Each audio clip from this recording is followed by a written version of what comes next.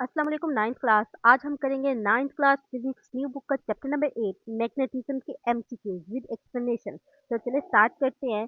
8.1 which one of the following is not a magnetic material. आपने बताना है इन four option में से वो कौन सा मटेरियल है जो कि नॉन मैग्नेटिक है। मैग्नेटिक मटेरियल वो वाला होता है जो कि मैग्नेट की तरफ अट्रैक्ट होता है। हमने वो वाला मटेरियल बताना है जो कि मैग्नेट की तरफ अट्रैक्ट नहीं होता। अगर हम निकल, आयरन एंड कोबाल्ट की बात करें तो ये तीनों ही फेरोमैग्नेटिक मटेरियल है। फेरोमैग्नेटिक मटेरियल वो होता है जो कि इजीली मैग्नेट की तरफ अट्रैक्ट हो जाता है, उसकी डोमेन्स अलाइन हो जाती हैं और वो अट्रैक्शन शो करता है। दैट्स मीन ये तीनों के तीनों मैग्नेटिक हैं। इन तीनों को तो हम क्रॉस कर देते हैं। एंड दिस एल्यूमिनियम, एल्यूमिनियम एक नॉन मैग्नेटिक मटेरियल है। इसका मतलब है कि एल्यूमिनियम ही वो राइट ऑप्शन है जो नॉन मैग्नेटिक मटेरियल के लिए हमने लगाना है। तो right option is c. 8.2 magnetic lines of forces. आपने बताना है मैग्नेटिक लाइंस ऑफ फोर्सेस जो हैं उसकी कौन सी प्रॉपर्टी है।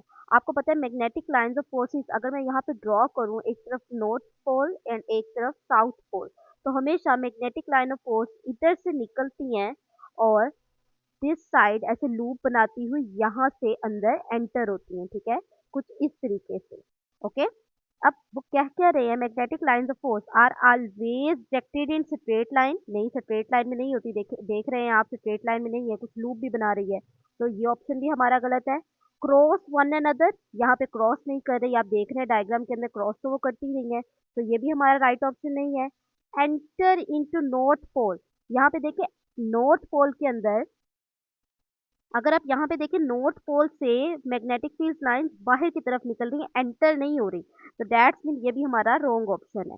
एंटर इनटू साउथ पोल, देखिए यहाँ पर magnetic lines of force south pole के अंदर एंटर हो रही है। That's mean this one is right option. Right option क्या है कि magnetic lines of force enter होती है साउथ पोल के अंदर। ठीक है, तो हमारा राइट ऑप्शन है डी।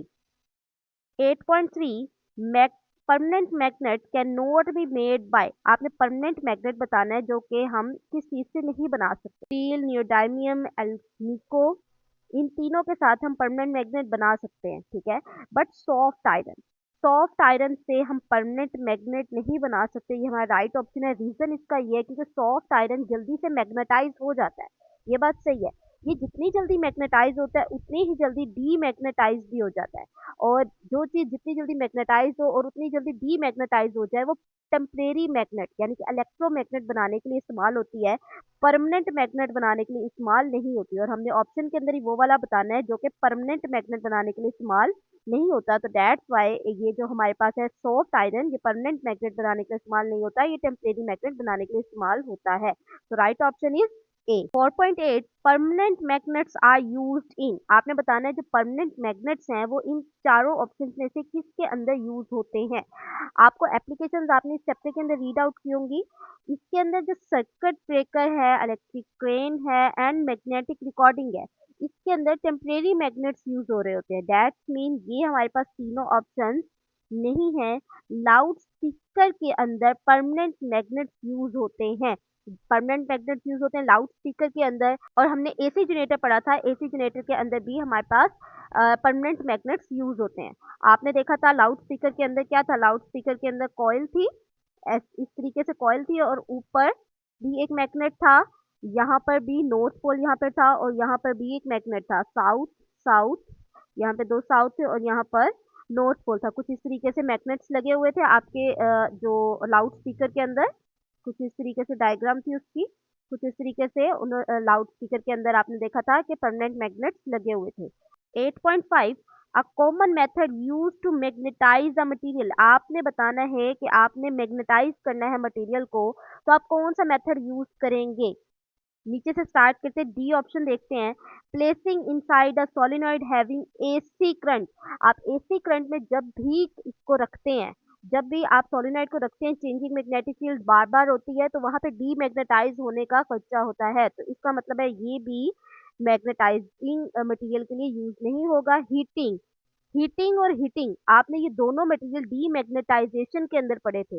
यानी कि जब भी आप हीट करेंगे या हीटिंग करेंगे तो वो चीज़ डीमैग्नेटाइज़ हो जाएगी, उसकी डोमेन्स की अलाइनमेंट हिल जाती है, दैट्स व्हाई वो डीमैग्नेटाइज़ हो जाती है। लेकिन हमने ऑप्शन में क्या करना है, हमने तो बताना ही वही है जो मैग्नेटाइज़ मटेरियल को कर रहा है, वो वाला मेथड बताना है।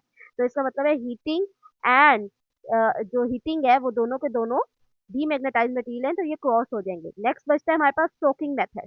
सॉकिंग मेथड ही वो वाहिद यहाँ पर ऑप्शन में मैग्नेटाइजिंग मटेरियल है जिसकी मदद से हम स्टील बार को स्टॉक करते हैं और उसकी जो डोमेन्स हैं कुछ इस तरीके से हम स्टील बार लेते हैं, उसके ऊपर हम यहाँ पर परमानेंट मैग्नेट लेते हैं, ठीक है, और इसको स्टॉक करते हैं आहिस्ता आहिस्ता, ठीक है, स्टॉक करके उसकी जो डोमेन्स है अंदर उसको अलाइन करना स्टार्ट कर देते हैं। आपको पता है जब डोमेन्स अलाइन हो जाती है तो एक मटेरियल जो है फेरोमैग्नेटिक मटेरियल वो मैग्नेटाइजेशन शो करना स्टार्ट कर देता है। तो इसका मतलब है stroking method is the right answer है। 8.6 A magnetic compass is placed around a bar magnet। उन्होंने कहा है ये जो गोल गोल दायरे बताए हुए हैं उन्होंने ये कहा हुआ है कि ये असल में कंपस है जो कि मैग्नेटिक मटेरियल के पास पास रखी हुई है एट 4 पॉइंट के पास 1 2 3 एंड 4 पॉइंट्स पे रखी हुई है which diagram would indicate the correct direction of field. आपने ये बताना है कि ये जो डायग्राम्स हैं इन चारों में से वो कौन सी डायग्राम बिल्कुल सही मैग्नेटिक फील्ड लाइंस की डायरेक्शन को बता रही है। हमने ये ऊपर एक डायग्राम के अंदर देखा था कुछ इस तरीके से, नॉर्थ पोल बनाया था मैंने और साउथ पोल बनाया था। मैंने कहा था यहाँ से फील्ड जो है मैग्नेटिक फील्ड लाइन आउट होती हैं और साउथ से एंटर होती है, कुछ इस तरीके से बताया था मैंने। और ये भी बताया था कि यहाँ से मैग्नेटिक फील्ड लाइंस कुछ इस तरीके से जाती हैं और यहाँ से भी मैग्नेटिक फील्ड लाइंस कुछ इस तरीके से जा रही होती हैं। ये बात हमने डिस्कस की थी, ठीक है। मैग्नेटिक फील्ड लाइंस हमेशा नॉर्थ से आउट होती हैं और साउथ से इन होती हैं, एक मुकम्मल लूप बनाती हैं। अब हमने यहाँ पे अगर देखें तो मैं दोबारा से ड्रॉ करती हूँ नॉर्थ एंड साउथ। अगर मैं इस तरफ देखूं तो मेरे एरोस कुछ नीडल्स के कुछ इस तरफ होने चाहिए। अगर मैं इधर देखूं तो मेरा एरो इस तरफ होना चाहिए। इधर देखूं मेरा एरो इस तरफ होना चाहिए और इधर अगर देखूं तो मेरा एरो कुछ इस तरफ होना चाहिए। तो इसको देखते हुए मैं अपने एरोस को देखते हुए देख लेती हूँ कि मेरी कौन सा वाला ऑप्शन बिल्कुल सही है। यहाँ पे this one, this and this, that's why C option is correct. देखें बिल्कुल सही मेरे जैसी डायग्राम उन्होंने बनाई है, तो इसका मतलब है यहाँ पर C option is right one, क्योंकि यहाँ से मैग्नेटिक फील्ड लाइन निकल कर कहाँ तक मूव कर रही होती है, साउथ तक मूव कर रही होती है कुछ इस तरीके से, यहाँ से निकलेंगी यहाँ और उसके बाद साउथ के अंदर एंटर होंगी। तो इसका मतलब है C option is the right one. MCQs 8.7 A steel rod is magnetized by double stroking method। आपने एक स्टील बार, ये आपका स्टील बार दिया हुआ है, इसको आपने डबल स्ट्रोकिंग मेथड की मदद से मैग्नेटाइज करना है। Which one would be the correct polarity of A B magnet. आपके पास ये जो मैग्नेट बनेगा ए बी बार, जाहिर है मैग्नेट बन जाएगा जब आप इसको स्ट्रोकिंग मेथड करेंगे। तो उन्होंने बताया आपने ये बताना है कि इसके ऊपर कौन कौन से पोल्स आएंगे, ठीक है। आपने बताना है कि इसके ऊपर स्ट्रोक करने के बाद कहाँ पे कौन से पोल आएंगे। देखिए यहाँ पर अगर नॉर्थ साइड से आप यहाँ की तरफ स्ट्रोक कर रहे हैं तो सिंपल बात है यहाँ पर आएगा नॉर्थ पोल, और यहाँ पर आप जहाँ से नॉर्थ पोल से यहाँ की तरफ स्ट्रोक कर रहे हैं तो यहाँ पर आएगा साउथ पोल। यहाँ पे हम ऑप्शंस में देख लेते हैं कहाँ पे कौन सा पोल है। साउथ की तरफ, साउथ के एंड पे नॉर्थ पोल आता है और नॉर्थ वाली साइड पर आपका साउथ पोल होता है, ऑपोजिट पोल्स आते हैं। इसके अंदर देखें तो इस तरफ साउथ है और इस तरफ नॉर्थ है, ये भी बिल्कुल रॉन्ग है, ये तो है बिल्कुल रॉन्ग। एक ही टॉप इसके अंदर एक ही बार के अंदर दो दो पोल्स, फोर पोल्स नहीं, ये भी बिल्कुल रॉन्ग है। तो आपका राइट ऑप्शन है ए, जिसके अंदर north pole is on the left side and south pole is on the right side. 8.8 the best material to protect a device from external magnetic field. एक डिवाइस है आपने रखी हुई है तो उसको बाहर की एक्सटर्नल फील्ड से बचाने के लिए आप कौन सा वाला मटेरियल यूज कर सकते हैं। आप यूज कर सकते हैं सॉफ्ट आयरन, आप यूज कर सकते हैं। Correct option is D. क्यों, देखें आपने कोई चीज रखी हुई है, ये हमारी चीज है और ये जो मैं गोल बना रही हूँ ये मेरा सॉफ्ट आयरन है, ठीक है। अब यहाँ पर अगर मैं मैग्नेट लेकर आऊं, ठीक है, अगर मैं यहाँ पर मैग्नेट लेकर आऊँ, तो ये जो सॉफ्ट आयरन के अंदर ये एबिलिटी होती है कि ये जो मैग्नेटिक फील्ड लाइन्स को अपने मुताबिक रीडायरेक्ट कर लेता है, यानी कि अपने अकॉर्डिंग कर लेता है, जिसकी वजह से ये अंदर जो मटेरियल पड़ा होता है, हमारे पास इलेक्ट्रॉनिक डिवाइस पड़ी होती है, उसको मैग्नेटिक फील्ड लाइन से बचा लेता है। अब यहाँ से जो मैग्नेटिक फील्ड लाइन्स निकल रही हैं, वो सॉफ्ट आयरन के साथ बाउंड होना स्टार्ट हो जाएँगी, ठीक है?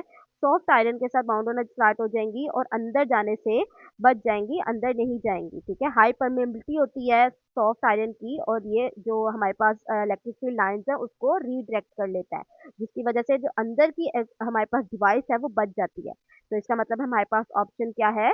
Soft iron. अगर मैं स्टील रखूँ या प्लास्टिक या वुड ऐसी केसिंग बनाऊँ और यहाँ पर स्टील, प्लास्टिक या वुड रखूँ, तो उसके अंदर ये एबिलिटी नहीं होती। वो मैग्नेटाइज़ हो जाएगा, जैसे कि प्लास्टिक और वुड है, उसको तो कोई फ़र्क ही नहीं पड़ेगा, अंदर मैग्नेटिक फील्ड लाइन्स अंदर की तरफ जाकर हमारी जो मटेरियल है उसको खराब कर सकती हैं। सो राइट ऑप्शन इज़ डी।